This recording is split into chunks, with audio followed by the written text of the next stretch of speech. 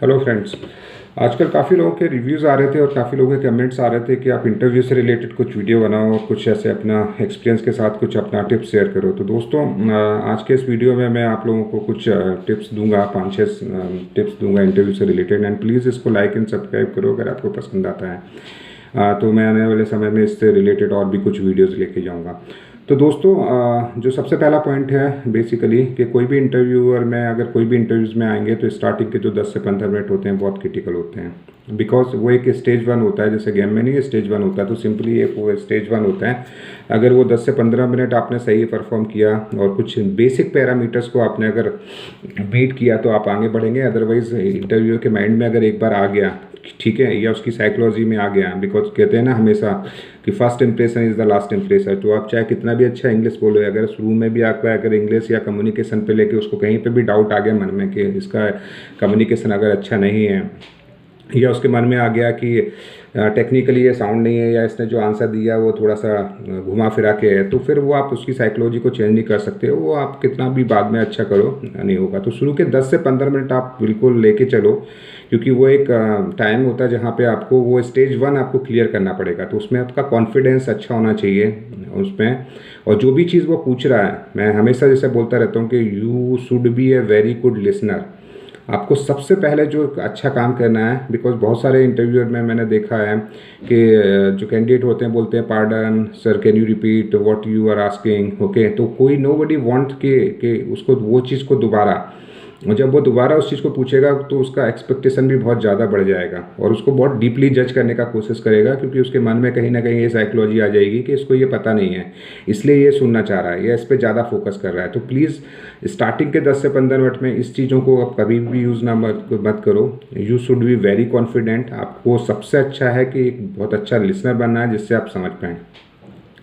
दूसरा पॉइंट दोस्तों मेरा है कि जो इंटरव्यू होता है वो एक तरह से फाइट होता है। उस फाइट में आपको जीतना है। जीतने के लिए सबसे जो जैसे कहते हैं ना कि एक सोल्जर के अंदर उसका स्ट्रॉन्ग क्या होता है, तो उस एरिया में उसको लेके आना है। तो coming to the technical prospect, जैसे बहुत कुछ है, अगर एसक्यूएल का स्क्रिप्टिंग भी आ जाता है, एसक्यूएल के कुछ बहुत सारे स्टेटमेंट आ जाते हैं, आपका ऊप्स का कुछ थ्योरेटिकल कॉन्सेप्ट आ जाते हैं, आपको फ्रंट लेवल पे बहुत जावास्क्रिप्ट के बहुत सारे कोडिंग रिलेटेड क्वेश्चंस आ सकते हैं, कुछ भी आ सकता है, या आपको माइग्रेशन से related, DevOps related, project management से रिलेटेड। तो आपको कैसे भी कोशिश करना है कि आपका जो स्ट्रॉन्ग एरिया है, जो जहाँ पे आपकी टेक्निकल कंपेटेंसी अच्छी है, जहाँ पे आप बहुत अच्छा जवाब दे सकते हो, धीरे धीरे से उसको इंटेलिजेंटली, उसको पता ना पड़े बट उस तरीके से उसको मॉडरेट करो कि वो, क्योंकि क्या होता है कि जो इंटरव्यू होता है वो बेसिकली एक सब्जेक्ट को रिलेटेड होता है। मतलब मैं कोई भी आप ऐसा इंटरव्यू मत देखना जिसमें मल्टीपल टॉपिक्स को लेके या मल्टीपल को हिट किया होगा। जनरली 4 या 5 से ऐसे टॉपिक्स होते हैं, उन टॉपिक पे वो फ्रंट एंड पे या बैक एंड पे या PLSQL पे या फिर माइग्रेशन पे, डिप्लॉयमेंट से ही पूछ, तो उसी 4-5 एरियाज में जो आपका बेस्ट एरियाज है, तो धीरे धीरे, क्योंकि क्या होता है कोई एक क्वेश्चन से दूसरा क्वेश्चन, दूसरे क्वेश्चन से जो आप आंसर देंगे उसी आंसर से वो दूसरा क्वेश्चन पूछेगा। तो आप धीरे धीरे से उसको ड्राइव करो। बिकॉज अगर ड्राइविंग सीट पे इंटरव्यूअर बैठ गया तो आपके लिए जीतना बहुत मुश्किल होगा। तो कोशिश करो कि ड्राइविंग जो सीट होगी वो आपकी होनी चाहिए, आप उस पर ड्राइव करो। एंड आप जैसे जैसे आंसर दोगे वैसे वैसे वो आंसर बढ़ता जाए। तो दूसरा पॉइंट मेरा रिलेटेड टू था कि अपना जो एरिया है उसको लेके जाएं। तीसरा जो मेरा पॉइंट है कि you should be a very, you behave like a कि you are a very follower. कहीं पे भी आप उनको ऐसा मत एहसास कराओ कि आप कुछ अलग सोच रहे हैं। जैसे मैंने काफ़ी कुछ लोगों को देखा है जो डबल थिंकिंग होती है, मीन्स इंटरव्यूअर कुछ पूछ रहा है एंड उसके दिमाग में कुछ चल रहा है एंड उसको जो बोलना है वही बोलेगा, चाहे आप कुछ भी पूछो। तो you should not behave like this. आपको कहीं ना कहीं हॉनेस्टी दिखनी चाहिए, क्योंकि हर किसी को ये चीज़ वैसे अच्छी नहीं है, बट आज के टाइम में ज़्यादातर लोग ये चाहते हैं कि उनको कोई ओपिनियन ना दे, जो वो बोल रहे हैं बस उसको फॉलो करें, ठीक है, अपने व्यूज़ मन ना दें, ठीक है, और सिर्फ उनके काम को हल्का करें। तो कोशिश करो कि वहाँ शो स्टॉपर ना बनो। जो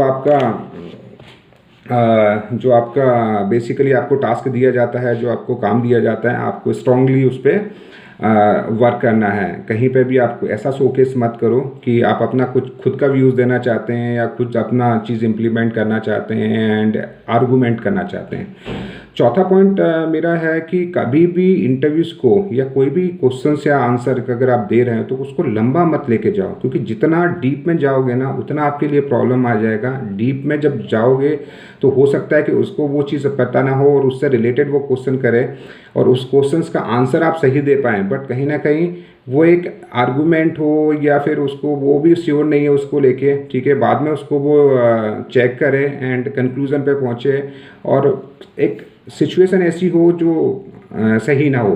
तो कोशिश करें कि हर चीज़ को सॉर्ट करें। जैसे मैं बोलता रहता हूँ कि कोई भी इंटरव्यू लंबा भी नहीं होना चाहिए, शॉर्ट भी नहीं होना चाहिए। तो हर चीज़ को सीमित दायरे में बोलें, अननेसेसरी किसी भी पॉइंट को लेके, बेशक आपको नॉलेज है उस पर्टिकुलर टॉपिक में, बट एक कहते हैं ना, एक अच्छा समराइज और इफेक्टिव आंसर दें, ना कि आपको पता है कि नहीं। जैसे मैंने बहुत सारे लोग देखे हैं, वो इतने कॉन्फिडेंट हो जाते हैं, उनको लगता है कि अरे ये तो मेरा एकदम मतलब फेवरेट चीज़ पूछ लिया है, अभी तो मेरे को कोई रोक नहीं सकता है, एंड ओवर कॉन्फिडेंस में, और वो उस चीज़ को व्यक्त नहीं कर पाते हैं। तो कोशिश ऐसा करें कि समराइज प्रॉपर आंसर दें, लिमिटेड बोलें, क्योंकि अगर ज़्यादा आप बोलेंगे ना तो वो भी आपका नेगेटिव जाएगा।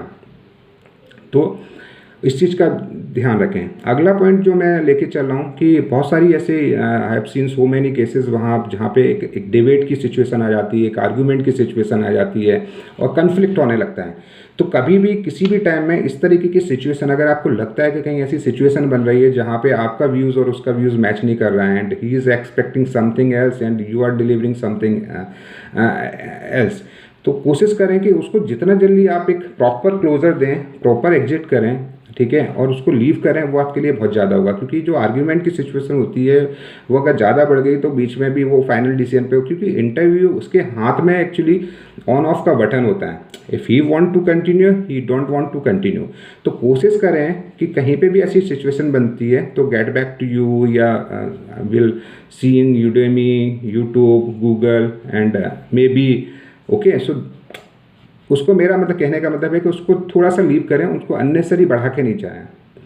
एक चीज़ और भी इस पर ध्यान रखें, मेरा छठवां जो पॉइंट है that is mainly related to कि जिस इंटरव्यू में आप जा रहे हैं, इसको लेके मैंने एक बहुत बड़ा वीडियो बनाया था, आप प्लीज़ उसको सुने ढंग से, कि जो इंटरव्यू होता है उसकी जो प्रिपरेशन होती है वो जेडी के अकॉर्डिंग होती है। तो जेडी कुछ नहीं होता है, एक जॉब डिस्क्रिप्शन होता है कि उसको, जैसे मैंने बोला ना कि बहुत सारी तरीके की रिक्वायरमेंट आती है। Sometime they need a project management, sometime they need a support project, sometime night shift में उनको कोई क्लाइंट हैंडलिंग का बंदा चाहिए, समटाइम उनको प्रोजेक्ट माइग्रेशन फेज में है, उनको माइग्रेशन से रिलेटेड चाहिए, समटाइम उनको सपोर्ट का चाहिए, डेवलपमेंट का चाहिए, ठीक है, डेटाबेस से रिलेटेड चाहिए।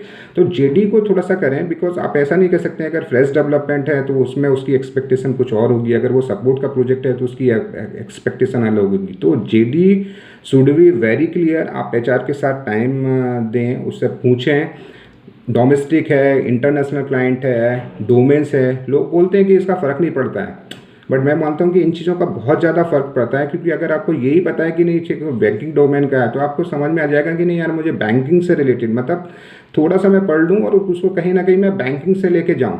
या उनको लगता है कि नहीं यार सपोर्ट का प्रोजेक्ट है, बहुत सारे टिकट्स आएंगे और मेरे को वो मैनेज करना है, तो वो ITL का होगा, ITSM की जो सर्विस मैनेजमेंट की जो प्रोसेसेस होती हैं उसको थोड़ा पड़ेगा। तो जितना आप जेडी को समझेंगे, जितना आप HR के साथ में उन चीज़ों को समझेंगे, ठीक है, वो उतना आपको आसान होगा कि आप इंटरव्यू प्रिपरेशन करें। तो ये जो बेसिक चीज़ें जो मैंने आपको बताई है कि इंटरनेशनल क्लाइंट है, डोमेस्टिक क्लाइंट है, मिडिल ईस्ट का है, ऑस्ट्रेलिया का है, यूरोप का है, ये चीज़ें भी आपको फ़ायदा करती हैं, डोमेन आपको फ़ायदा करता है। तो थोड़ा उसको एलेबोरेट करो और उसके अकॉर्डिंग थोड़ा सा प्रिपरेशन करने का कोशिश करो। दूसरा एक और पॉइंट है कि इंटरव्यूअर की साइकोलॉजीज़ को रीड करना बहुत ज़रूरी है, क्योंकि कभी कभी मैंने देखा है कि लोगों के डिफरेंट साइकोलॉजीज़ होते हैं। कुछ तो एकदम टेक्निकली घुस जाते हैं और कुछ लोग होते हैं वो बिल्कुल ही उनको एक हाई लेवल पे चाहिए, उनको एक वो सिर्फ जो बेसिक पैरामीटर हो उन्हीं पे जज करते हैं, और कोई बंदा होता है बिल्कुल ही डीप में जज करते हो। जितना जल्दी आप उसकी साइकोलॉजीज़ को पढ़ेंगे कि इंटरव्यू चाहता क्या है, उसकी एक्सपेक्टेशन क्या है, उतना अच्छा आप आंसर दे पाएंगे। तो आप साइकोलॉजी रीड करें, एंड जो मैंने बोला कि 10 से 15 मिनट जो होते हैं वो बेसिकली आपको, एक तो स्टेज 1 आपको क्वालिफाई करना है, दूसरा आप उसमें काफ़ी कुछ समझ चुके होते हैं कि ये बंदा है क्या, या इसका बैकग्राउंड क्या है, ये कोर टेक्निकल का बंदा है, ये प्रोजेक्ट मैनेजमेंट का बंदा है, या इसको डीप नॉलेज है या किसी टेक्नोलॉजी से आया, तो वो जो 10 से 15 मिनट होंगे वो एक विन विन और एक बहुत बड़ी फाइटिंग की सिचुएशन होती है। जैसे मैंने कहता ना, किसी भी युद्ध में जाना है तो मतलब स्टार्टिंग में आपका बहुत क्रिटिकल रहता है, क्योंकि 10 से 15 मिनट में ऑलमोस्ट वो डिसाइड हो जाता है। बाकी तो बीच में फिर एक डिस्कशन चल जाता है और फाइनली उसको एक समराइज वे में जाता है।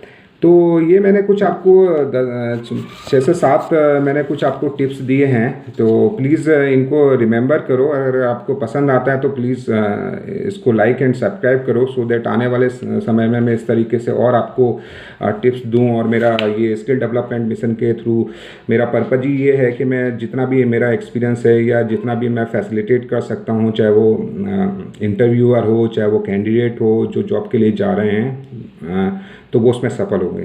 Thanks for watching my channel. जय हिंद, जय भारत।